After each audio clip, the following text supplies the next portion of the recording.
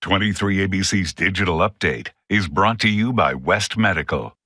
I'm Mike Hart. Here's a look at what we're following at this hour. The Delano City Council is considering a proposal to force residents to comply with the governor's stay-at-home order as COVID cases rise in that community, calling it an urgency ordinance. Councilmember Salvador Solorio Ruiz says the actions is an attempt to slow the spread of the coronavirus through that farming community.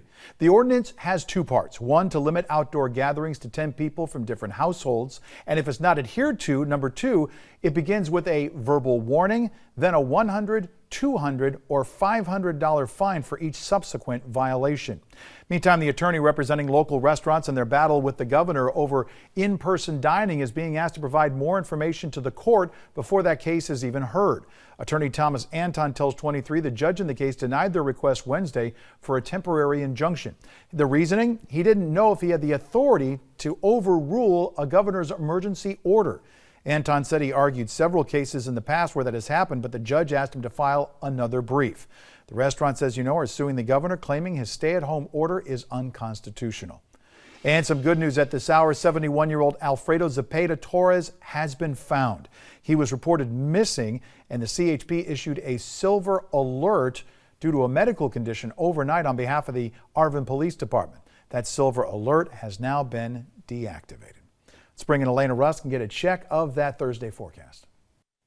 Yes, as we take a look outside at that brief ridge of high pressure that rebuilds for today, leaves us with some drier, stable air masses, but there's still enough moisture in the soil to lead to that fog development. So once again this morning, the thickest of the fog is up in the North County toward Delano and McFarland. Some of that fog trying to form in Bakersfield, but as the day goes on, it quickly dissipates when we get back to those 50s yet again.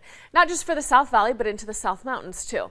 You're going to see those 60s up into the Kern River Valley and down in the Kern Desert because they have some more time in the sunshine. And here in Bakersfield, we hover around that 60-degree mark for the next couple afternoons with fog chances the next couple mornings. Then a dominant ridge of high pressure rebuilds next week, drying us out and warming us up. We're talking about the 70s for the end of next week, the warmest we've been since November. And by then, it's about 20 degrees above average heading into next weekend.